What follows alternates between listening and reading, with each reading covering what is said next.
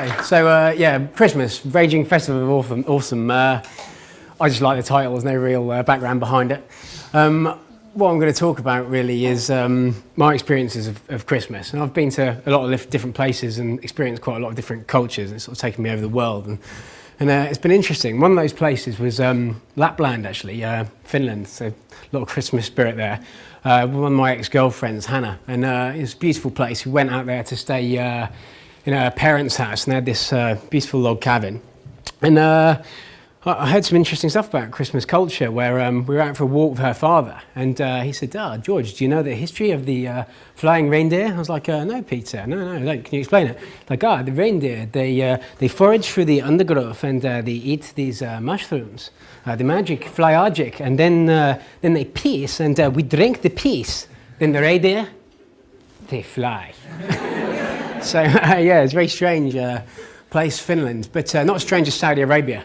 My current girlfriend, she grew up in Saudi Arabia, and she told me lots of interesting things about it. It's really quite a devout Muslim country, and she shared lots of her childhood memories with me, and one of them was the sort of school plays. I think she played Mary, and one little boy obviously played Father Christmas, some part in this nativity play, and unfortunately that's illegal in Saudi Arabia, and he was arrested by the Matawa, the religious police, and put in prison.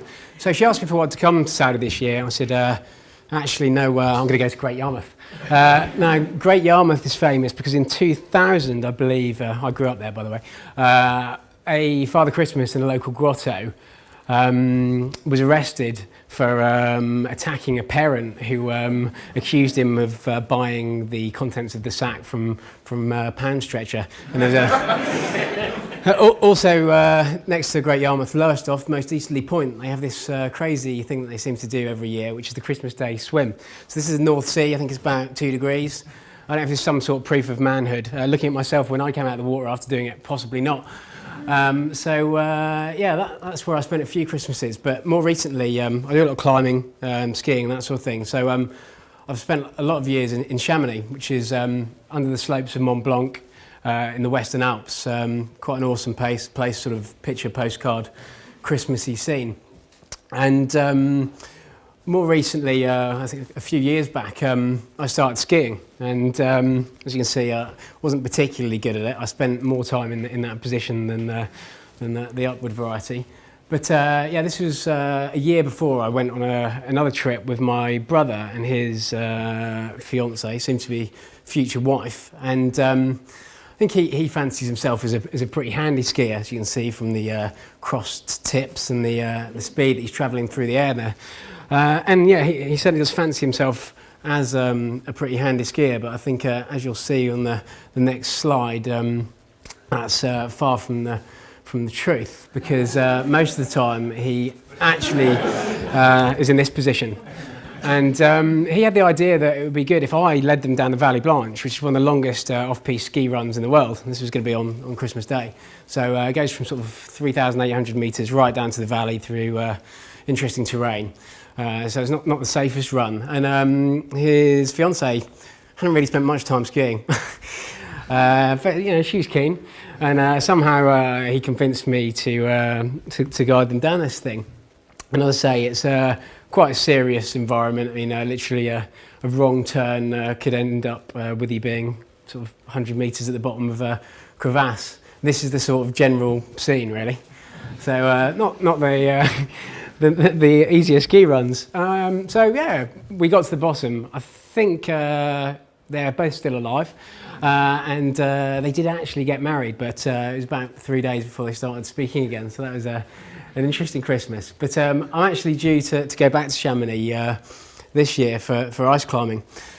Can be quite hazardous because obviously ice is a quite fragile material when you slam an ice axe into it, and chunks fly off and they're the size of bricks, and they feel like bricks, especially when they hit you in the face, as my friend Stuart found out to his misfortune, and he looked like that. So somehow I managed to convince him to come climbing with me again after that experience, which was in Chamonix sort of a couple of years back.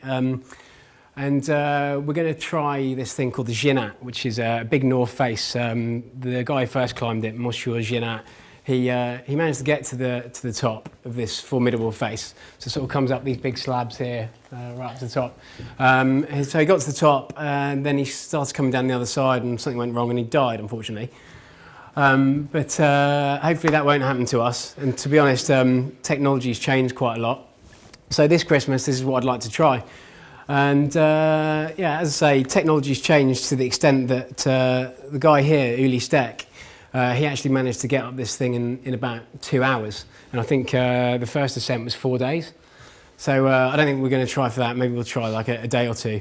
But it's certainly not a face to be underestimated, because in 2004 at Christmas, this gentleman, actually, him and his partner attempted that face, and his partner died, and Jamie lost a segment of all of his limbs. But I think the interesting thing here is that he's come back, and 2 Christmases later he was climbing again with prosthetics. So this is the one thing that might have stopped me from actually going climbing. This is Cassie, my cat. Now, she's a Bengal, so she's quite temperamental. She refuses to go in the cattery, so I usually have to leave her with family of some description. And about probably, I think 3 years ago, she was left with my grandmother. You can't actually see this is the cat here. And she was in the lounge feeling neglected. And she jumped onto the mantelpiece, knocking off a candlestick, which fell onto the dog and set it on fire. So if anyone can help me out by looking after the cat this winter, I can definitely go climbing. Thanks very much.